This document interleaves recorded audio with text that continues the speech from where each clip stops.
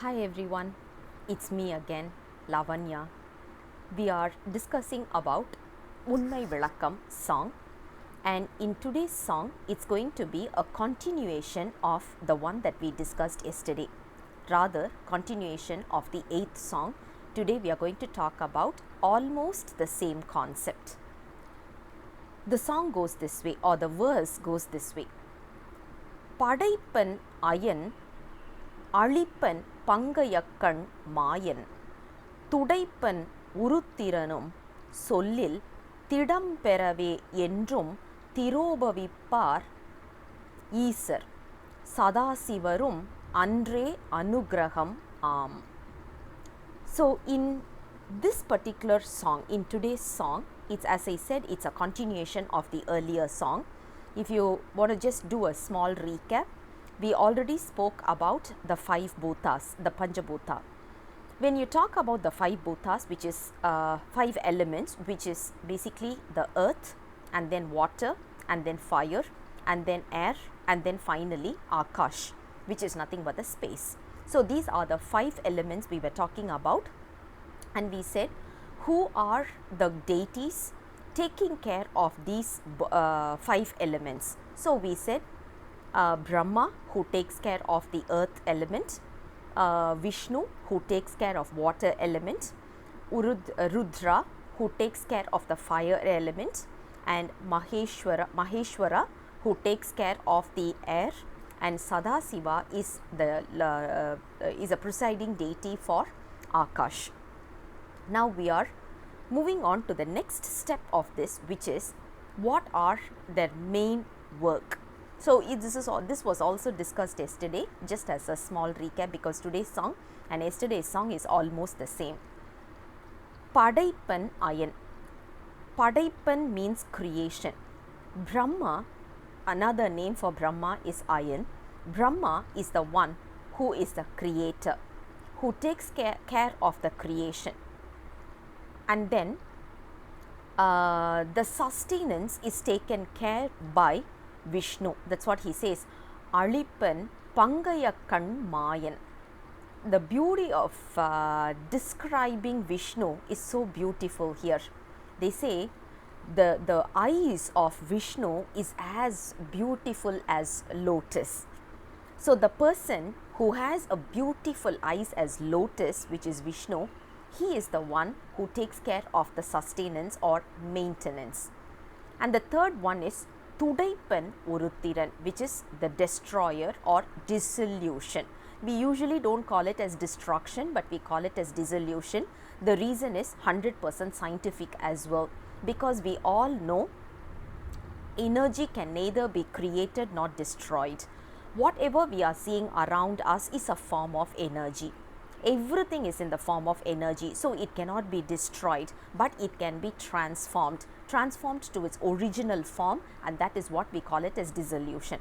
So creation, sustenance and dissolution is done by Brahma, Vishnu and Rudra respectively. Now the most important concept that we need to remember here is, when you say creation, sustenance or dissolution, it is not for this life. It is not for life. Life, according to Saiva Siddhantham, is neither created nor destroyed. It is there as ever as God exists. That's why in Thirumandiram there is a beautiful song. Padiyinai pol pasupasam anadi. Padi is Lord. Pasu is the living beings over here, the life. And then pasam is whatever we have around us. So all those are equal. They are not created, they are not going to be eluded off as well. So when you look at it, the sustenance, or rather the creation, sustenance or dissolution is only for this outside body or whatever we are seeing around us.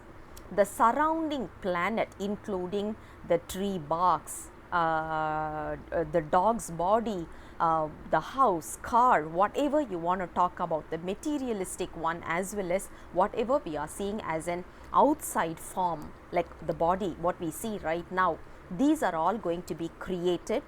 The moment we say it is created, it is going to be sustained for some time, and then finally it is going to dissolve into its original form. Wherever this body came from, it will go back to the original form. It came from Maya, it will go back to Maya.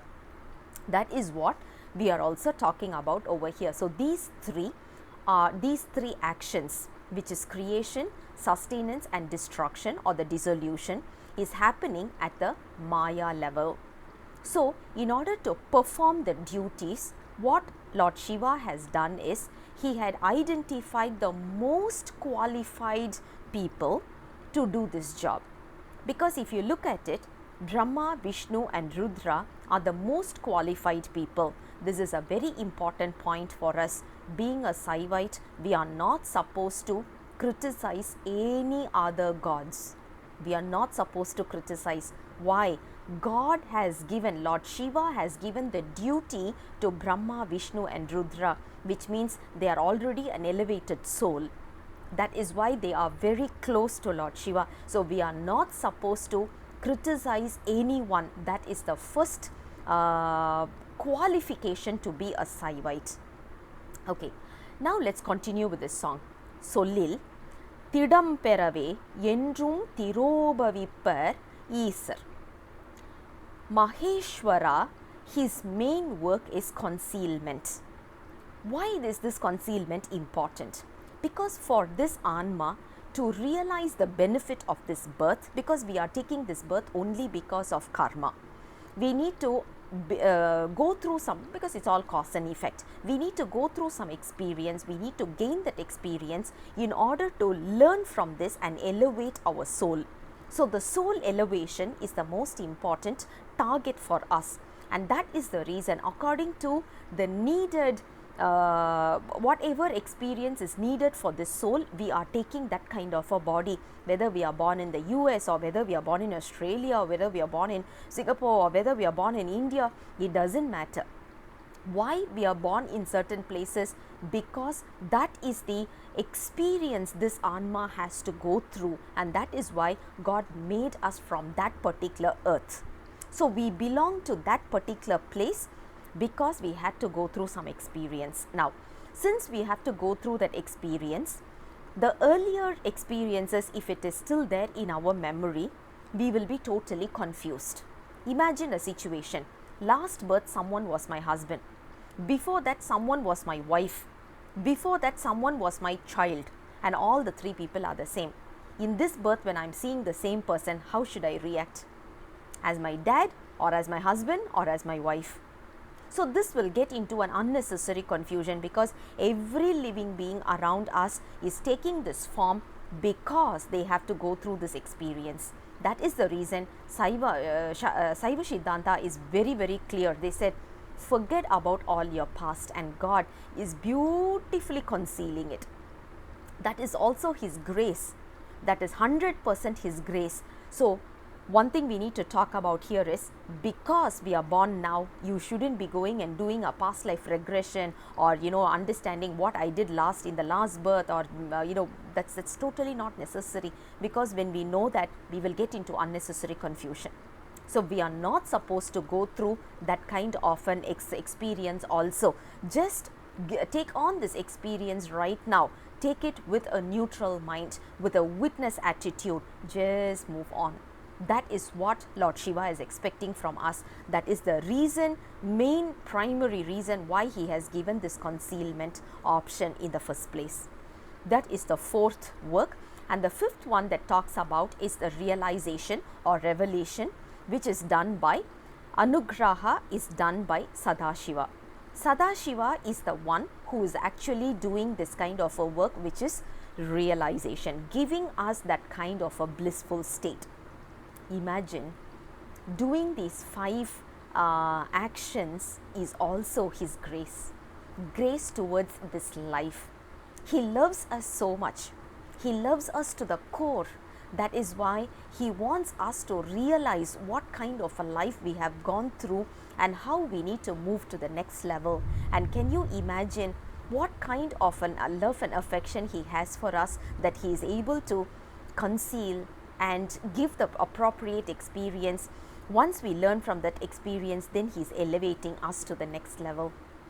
So whenever we go through these songs, right, it's like you automatically get into a gratefulness. The right feeling is gratefulness. You will be like, oh God, thank you so much.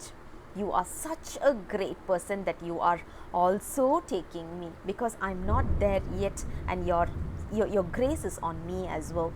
This is what each and every life has to realize, and that is what is given in this particular song, the ninth song, which is a beautiful song, which is a continuation of the yesterday's song. So with that, I conclude my today's verse. I'll come back again tomorrow with the next verse. Until then, bye bye.